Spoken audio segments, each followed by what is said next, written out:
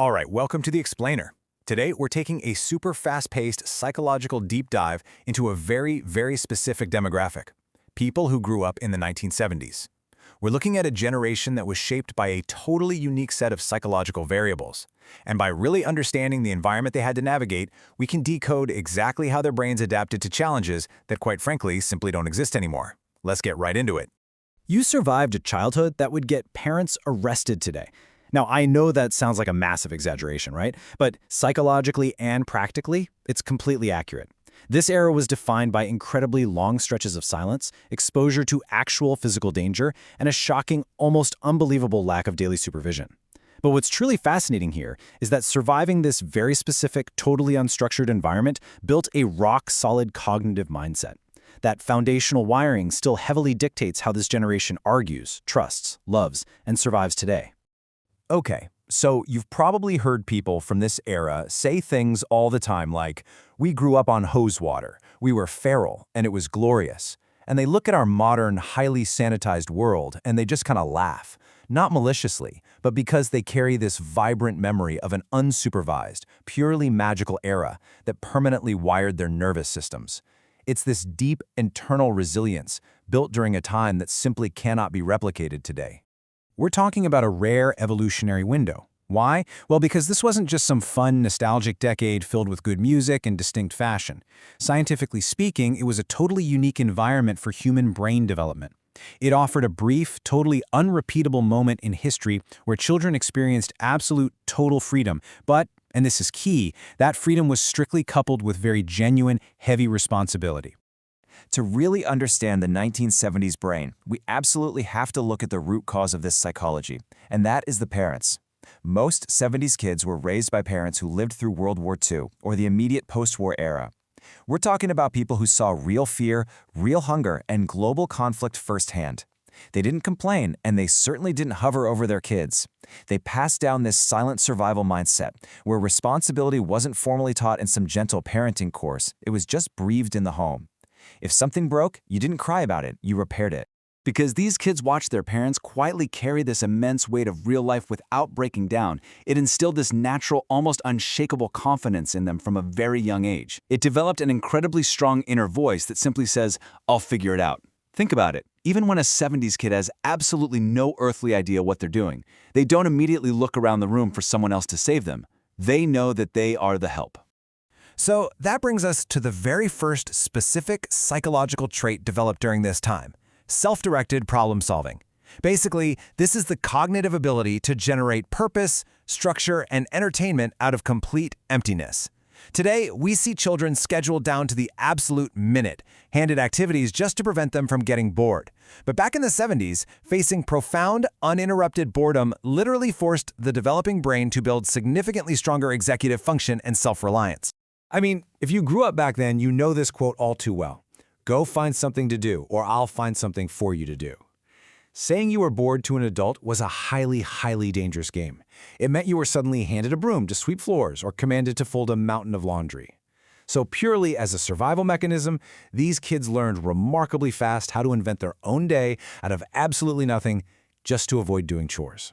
And this brilliantly illustrates how entirely unstructured play naturally forces the brain to expand. Literally, from emptiness comes creativity. Because they had zero digital escapes, what did they do? They devoured books, they explored on their bikes for hours at a time, mapping out their entire towns in their heads. They spent entire afternoons deep in the woods, engineering and building forts out of literal scrap. Their brains learned how to thrive in the void, which is a massive developmental step that modern hyper-scheduled childhoods almost entirely skip over. Okay, let's move on to the second major trait. And honestly, this one perfectly explains why this generation is so supernaturally calm during modern chaos. It's called adaptive risk calibration. Developmental psychology shows us that children who experience actual physical risk in their daily play develop much sharper threat assessment skills. Fast forward to adulthood, and this translates directly to a significantly lower baseline of anxiety when things inevitably go wrong in life. Think of it as the 1970s version of the internet. We're talking about climbing trees that were undeniably way too high, riding bikes as fast as humanly possible with absolutely no helmets, and, setting things on fire with fireworks. Every scraped knee, Every broken bone and every minor disaster was actively teaching their nervous system a crucial, unforgettable lesson about physics and survival. Scars weren't some tragedy you had to hide. They were a total medal of honor with a great story behind them. Through living out all these minor disasters, their brains effectively learned to separate actual, life-threatening danger from just everyday, manageable risk. And they learned it by actually living it, not by watching it on a screen or having a hypervigilant parent constantly intervene before they could fall. This built in incredibly robust internal crisis management system. It's exactly why someone from this era can calmly walk into a modern crisis and just start delegating and solving it, while everyone else in the room is totally panicking. All right, the third trait goes even deeper into cognitive development. We call it comfortable solitude capacity. Basically, it's the fundamental ability to exist peacefully with your own thoughts. Pre-digital kids spent countless hours in their rooms just listening to records or exploring the neighborhood entirely alone. But the wild part is, they didn't feel lonely, because their developing brains were never wired to expect a glowing screen demanding their undivided attention every 3 seconds. I really want you to focus on this number for a second. 15. In a fascinating recent psychological study, modern participants were asked to simply sit quietly in an empty room with their own thoughts for 15 minutes. Just 15 minutes, nothing else. You know what happened? Many found it so excruciatingly uncomfortable that they actually chose to give themselves mild electric shocks rather than just sit there in silence. To a 70s kid, the concept of being terrified of your own boredom is just completely ridiculous. When you compare them objectively, the difference is just stark. 1970s solitude was laying on the grass, staring at the clouds, or sitting in pure silence on a front porch. Modern solitude? Well, it's really just isolation with a screen constantly pinging with notifications. The older generation's brain never developed that deep-seated addiction to constant rapid-fire stimulation. Boredom was never an emergency for them, which is exactly why they can stand in a ridiculously long line today without completely losing their minds. Which naturally brings us to the fourth defining trait, analog patience.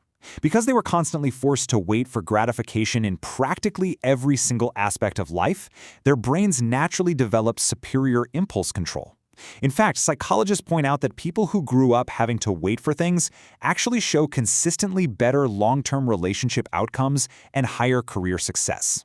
Instant gratification just doesn't satisfy them in the same way, because in their minds, it wasn't earned.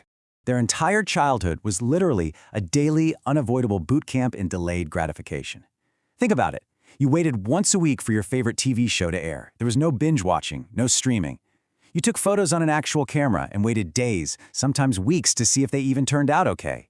If you wanted to talk to someone, you memorized their phone number, called the landline, and just crossed your fingers hoping they were actually home.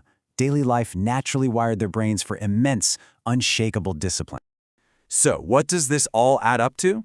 Well, it culminates in a final defining trait that really ties the whole shebang together: unsupervised autonomy wiring. This is the development of incredibly strong internal motivation and split-second decision-making skills, and it was built purely through the physical freedom of movement without constant overarching adult oversight. Out in the world, they had to be their own GPS, their own referee, and a lot of times their own medic. Let's actually walk through a typical daily timeline to really grasp the sheer level of autonomy here. At 8 a.m., you leave the house. Zero location tracking, no cell phones. By noon, you and your friends are riding bikes to creeks miles out of town. At 3 p.m., you're assessing situations and making independent judgment calls if things go sideways. And at 8 p.m., you return the exact moment the streetlights come on. Parents were authorities who deeply trusted their kids' competence, which totally forced critical thinking to flourish without a safety net. You see, modern society often totally misinterprets the behavior of this generation. What we sometimes view today as negative traits are actually these deeply ingrained, rare capabilities that are rapidly going extinct. That fierce independence that sometimes looks like coldness, actually that's competence. The intense comfort with silence that looks antisocial, that's depth. And the ability to just wait it out that looks like apathy, that's discipline. This dynamic effectively makes them the bridge generation. They are just so deeply grounded. They literally have one foot planted firmly in the slow, raw, old world where strength came from being physically tested, not gently taught, and they have the other foot standing right here in the fast, loud, highly connected digital world of today. They carry the visceral memory of life with no noise while actively witnessing the absolute digital explosion happening all around them. Now, to be perfectly impartial here, Let's flip the script and look at the environment shaping the post-2000s generation. These kids grew up with smartphones in their hands before they could even properly form sentences. They face a relentless barrage of constant notifications and infinite scrolling timelines. Their brains have been running at absolute full mental speed since early childhood, routinely absorbing more information in a single day than people in the 1970s were exposed to in an entire week.